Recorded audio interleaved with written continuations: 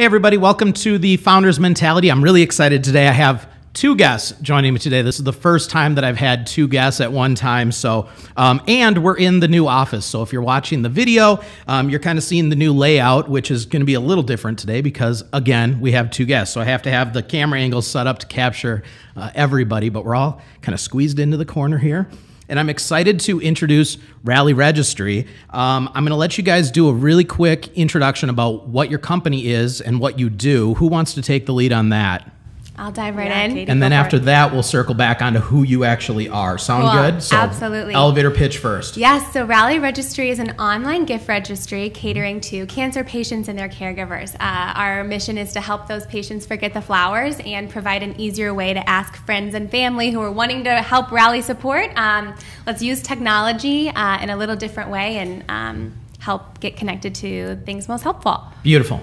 Perfect elevator pitch. You're the one that usually takes those, right? Yes. Yeah. All right. So before we get into this, I want to ask about your backgrounds. And so we'll do this individually. So who wants to go first on your background and what kind of brought you to this place? Cool. Liz, yeah, sure. Liz is going to go first. So Katie and I actually got our first jobs out of college in the same office. The same building, and then we literally shared an office together. I dealt with kind of the operational side of building out a network for a international PPO. So we essentially were the middleman between the insurance company and the people coming into the U.S. or traveling for healthcare. Okay. So I essentially contracted the hospitals, the physicians that were in the network, and kind of have just more of a data-focused operations background, okay. Which was the perfect yin to Katie's yang in marketing and sales. All right, let's talk about your yang then. Yep. So like Liz said, small office. There was maybe 5 of us there. So we, Liz and I got close right away. My background is in marketing, so I helped the founder of the company really help do different website edits and all different marketing. So we were doing a lot of travel, going to different conferences.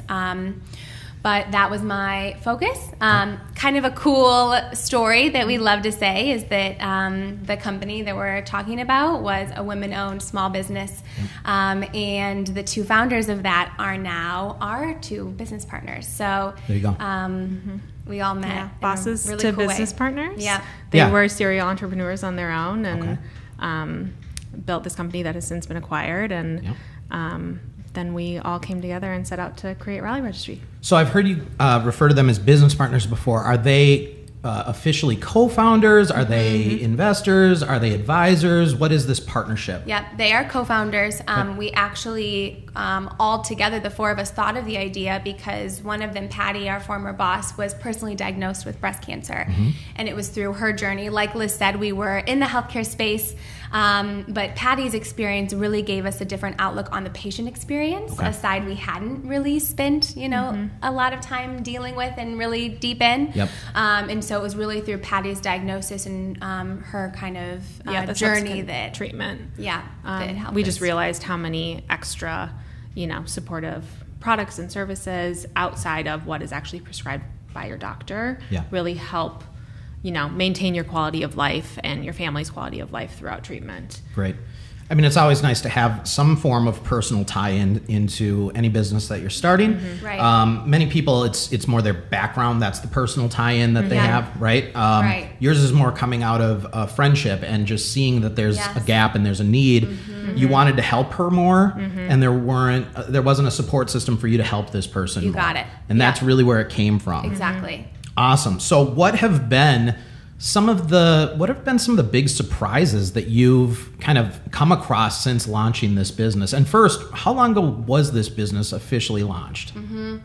So we launched it officially. Yeah, we went live with the website March of 2018, and you start to black out. So I'm pretty sure that was it. We pressed live. Right, you're right. And we had left our jobs a few months before that to really get it off the ground and get it built out and get vendors on and kind of start priming our sales channels. But so we've really been operating the business for maybe a year and a half now, full time. When you say you left your job, was that the job with your new business partners? Yeah. Yes. Okay, so I want to clarify that a little bit for people listening, because I think that is something I hear a lot from listeners of this podcast is, they want to do something, but how the heck do I leave my job? How do I do this, right? You were in a unique situation where the person's company you were leaving was very much rallying around what you were doing, right? So a little different situation, but I mean, how did those conversations come up? Did you start the conversation of, we need to leave and do this full time? Did they push that agenda where you need to do this full time? You need to grow this? How did that happen? We've been really lucky that the four of us meeting in the workplace, we knew we worked well together before we set out and did this. And, the startup world has a little less structure, but we, with, our foundation is there, and we are 99.9% always on the same page with kind of the progression of this. Okay. So we really had a unique situation because we were building this with our former bosses, that, we all were kind of seeing these pieces come together and realized Katie and I need to be able to do this full time. And since they were already well established in their career, they were able to put in some startup capital. We could put in some sweat equity and, actually make this thing happen. So just because of the life stages everyone was in, we...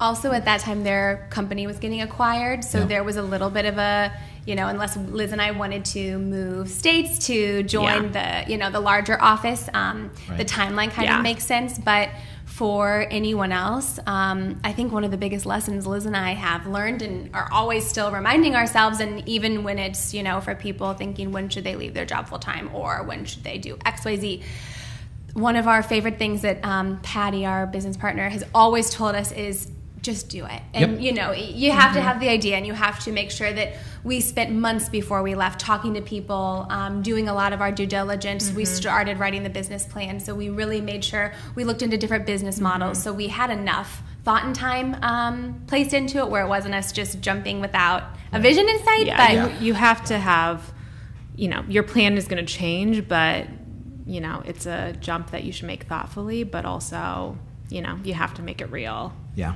At Absolutely. a certain point. No, I think that is, what you're talking about is many people start businesses because of transitions in their life, right? And sometimes those can be catastrophic, where you're literally walking in one day and you don't have a job any longer. Right. I think you guys were in a really interesting, and this was a great position, right? Yeah. Where it's you had an option to, stay with the company that was being acquired and move to another state and leave this beautiful place, Minnesota, probably, right? But you don't want to do that.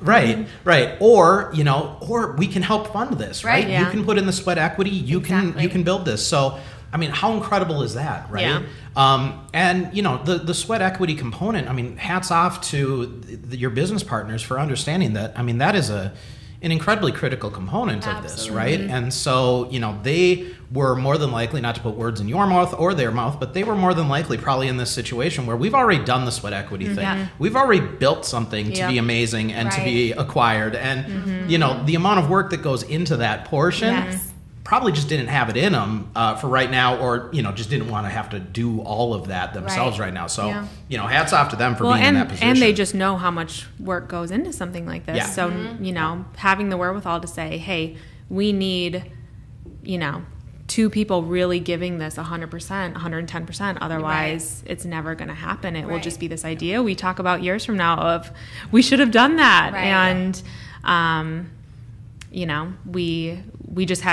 we were really lucky in how everything was structured, and love it.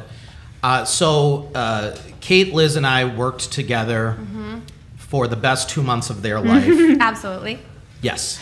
While we were both part of the beta program, I didn't stay in the office, the shared office, for as long as I probably should have, but it was great. We were there every day together. I got to see how you guys work together. One thing that I would say I'm incredibly jealous of is I've never launched a business with a co-founder. I'm kind of a lone wolf. Yeah. I just watched The Hangover just the other day, where it was described as a wolf pack of one, which I love. But regardless, but I can absolutely see the benefit in having a co-founder, and I can see the different strengths that you both bring to the table right in front of my face. So what has that been like for you guys, just having somebody to share the load? You know what's cool is that because of how we met, like Liz said, in the working environment, I do think it would be very hard to do this with a best friend, where Liz and I kind of say we went from, coworkers to then being spouses and married. And Liz's mom has this quote that I love, that for marriage, the success is you just can't be upset on the same day. You can't hate each other. That is so on true. the same time. That is so true. We have that, whether it's when we were really in the trenches of fundraising, or even before that, when we were just knee deep in mapping out our UX and going over with our developer, what do we even want this to look like? Liz and I know each other so well that even when we're getting interviewed or talking to someone, I can read her face and know when I should step in. She can do the same for me. And so it's been, while I think that the co-founder relationship could be very difficult, just like marriage, if it's not the right person, we have been so blessed that it just works. And on certain days we know how to get each other in the right mindset, and we share the same vision. And when we don't, we respect each other enough to say, all right, let's hash it out. Where are you coming from? Where are we? And really having, it's like that shared goal. We always know everyone on our team, everyone wants the same outcome. Right. So really just having the right mix of experience and personalities to get you to that place is it's so important to have the right mix of that, but I also can't imagine doing it on my own. Yes. It's why you have to have people come podcast with you, so you can you have to come to me. Talk things out with someone, because it just because entrepreneurship in general can be very isolating. Yes. Where Liz and I... What? Really? Yeah, maybe not for you. No, very isolating. But it is where people don't understand. So many of our friends, especially when you're in the younger to even mid-20s with your friends that have the happy hours with their coworkers and things like that, that's a part that we just don't have. And so to be able to, and that's what's been also awesome about Beta too, frankly, is to connect with people like you and, read and...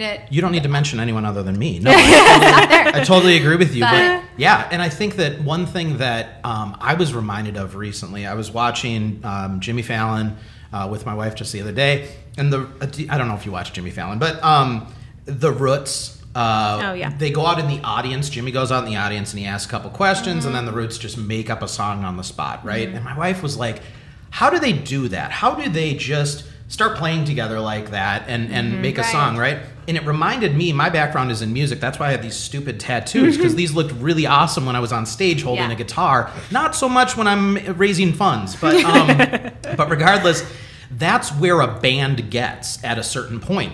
I remember in rehearsals, I would sometimes walk in with a new song that I wanted to hash out, and literally before I was more than 30 seconds into it, my bassist was already tracking, my drummer was already kicking in, and everybody just knew where it was going to go, because we all knew each other's styles, we all knew how this worked out. It's very much the way a business works as well. And if you can find that partnership where they can literally just pick up the ball and run when they see that you need someone to take the next step, that's a beautiful thing. Yeah, and having the trust and respect that you have the right people in your corner to get you there, that, they can see things you don't always see. And,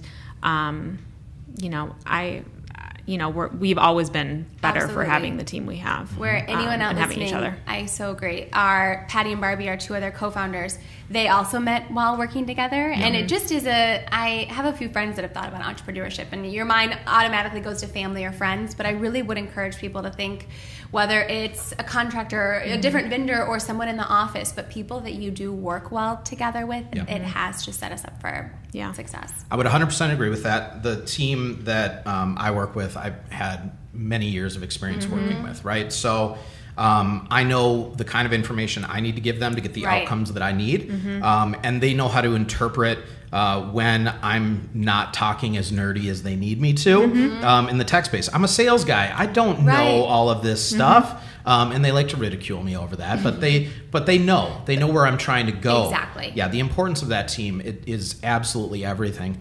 So now, the kind of the personal tie-in for me with what you guys are doing, the main reason that I was just so drawn to what you're doing is because my mother was in cancer treatment. Yeah.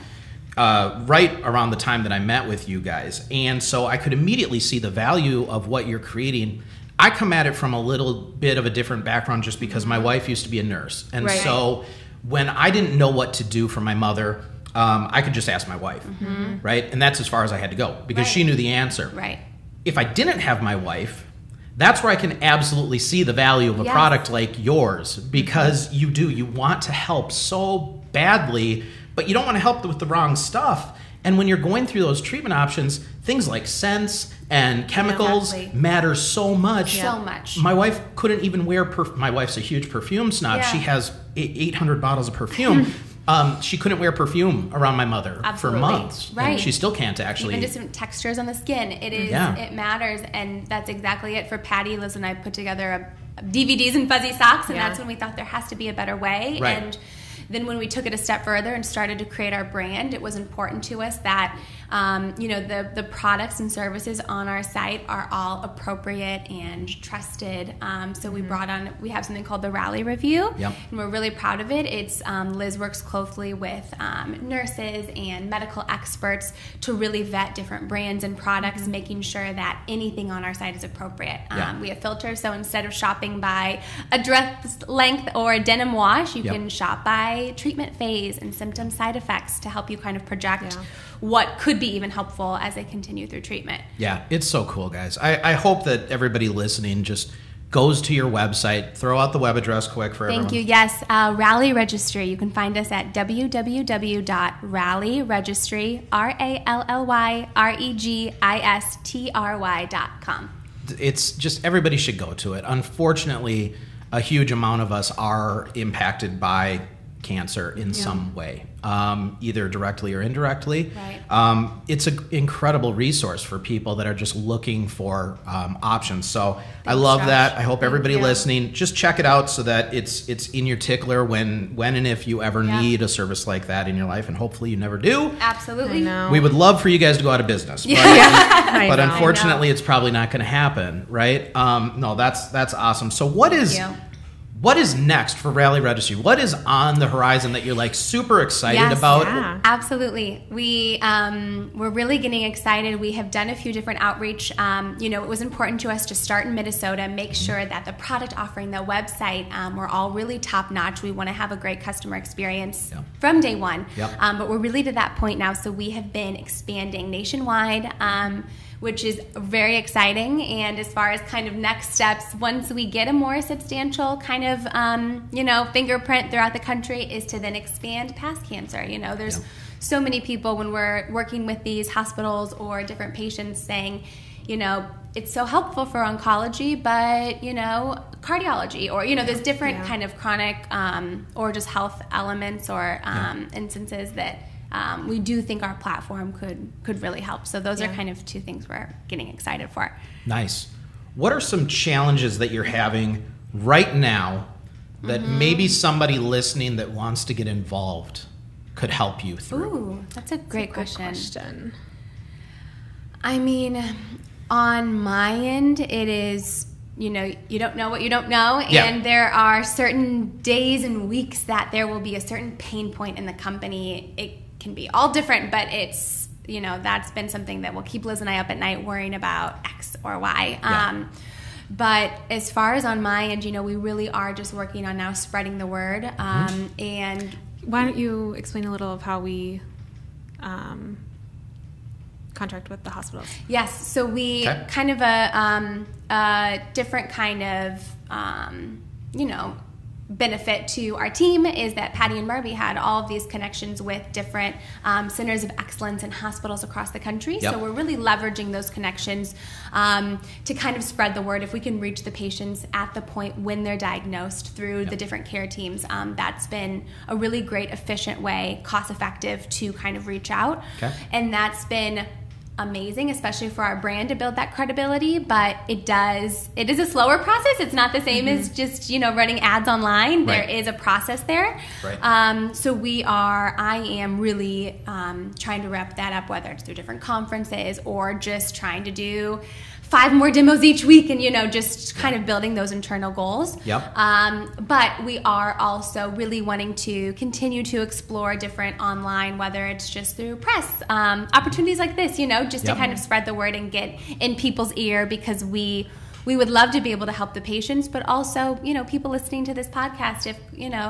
unfortunately, you don't hope that, but if you know someone or, that kind of word of mouth is how we want people to kind of hear about us. Yeah, we've seen really interesting, obviously we're kind of still in those initial data phases, but having people come on the site, the difference between how they use it, if they're a patient buying something for themselves versus making a registry to share with friends and family, but also the huge amount of traffic we've seen with just loved ones looking to send a gift and they don't know what to do or say, and to have a place with a curated shop that you can send something really useful, but also those feel-good items just to brighten someone's day, or sending a meal, or it can be kind of like entrepreneurship, I guess we can make the comparison. It can be really isolating when people don't know what to do or say. You don't want them to do or say nothing. Right. So, it's just been really interesting because people can use it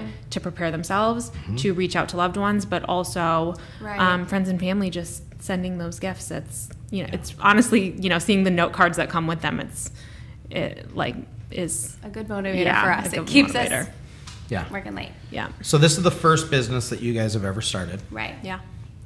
Would you ever do it again? Absolutely. Yeah. We always say my biggest fear is, not being able to do this one day.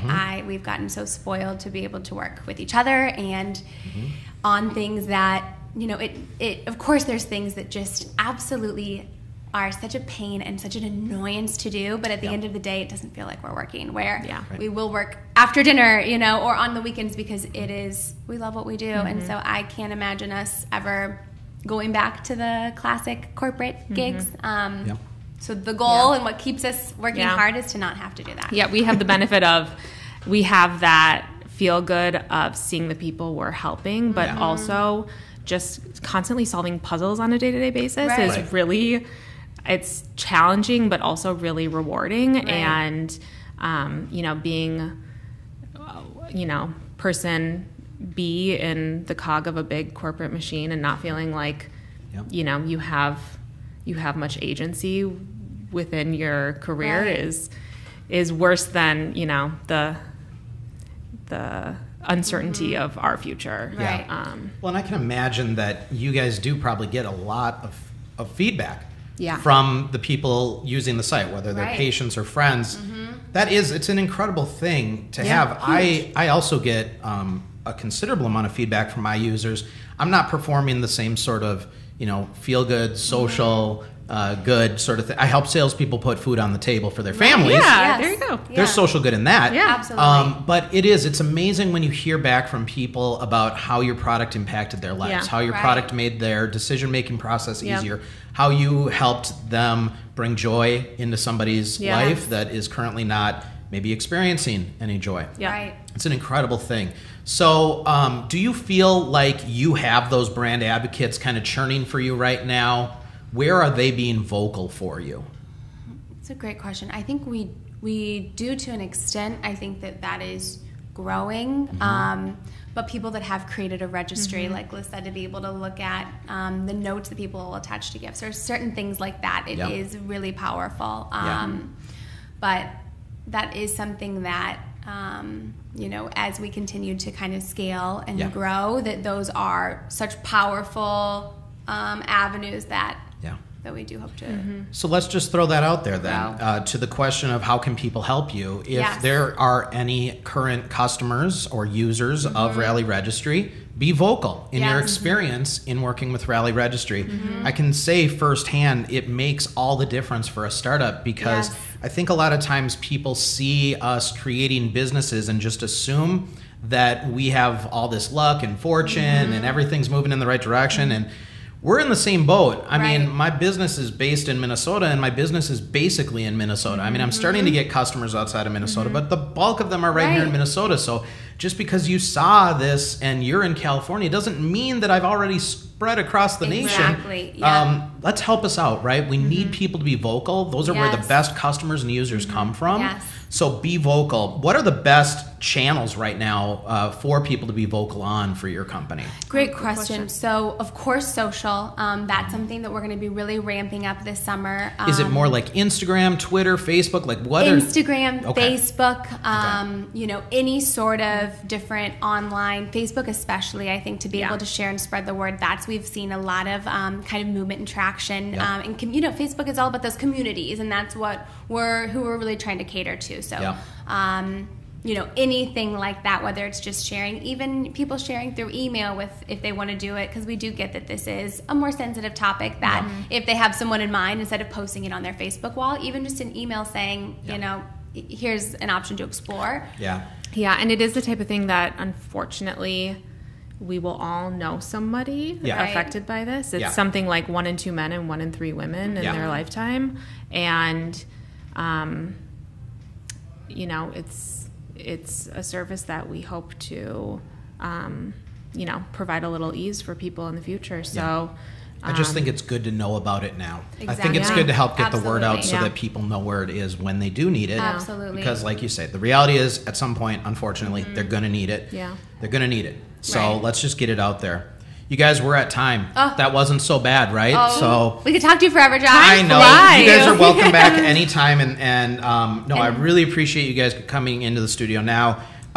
If anybody wants to reach out to you, I will have links to your LinkedIn profile right off the foundermentality.com website. So I'm assuming it's fine if people reach out to you on LinkedIn. Absolutely, please. Your email address, I'm assuming the form off your website would go right to you? Form off the website. Our addresses are simple. It's Katie, Katie, at rallyregistry.com, and Liz, Liz, at rallyregistry.com. We also answer every single customer service email ourselves. Wow. So yeah, I'm with you on that one. Isn't that fun? Can't wait to hire a team to do that. So help at Rally. You'll get one of us. You'll get one of you. Yeah. Awesome. Thank you so much for being in here, Josh. helping me break in the new space. We love it. It's gorgeous. Right? And thanks for you kind of curating this community and being able to support each other and I love the startup community. It's really cool. So thank you for what you're doing. Absolutely. We're all here to help each other, right? We're all going to be successful together. That's how this is going to work. Exactly. Right? Okay. Awesome. Thanks, Josh. All right, everybody. Thanks for joining. I look forward to having you listen again on the next episode. I've got a series of guests lined up, and I don't even know which one of them is going to be the next one, so I'm not even going to say it right now, or I'm just going to screw it up. But regardless, we will be continuing to release episodes every 1st and 15th of every single month moving forward. So I look forward to having you join then, and make sure to share this podcast with your friends, with your business acquaintances on LinkedIn. I need more brand evangelists as well to help spread the message of what entrepreneurship is and what starting a business is all about. I want this to be a resource to help everybody. So let's help it be that for everybody. All right. Have a great day. Bye. Thanks, guys.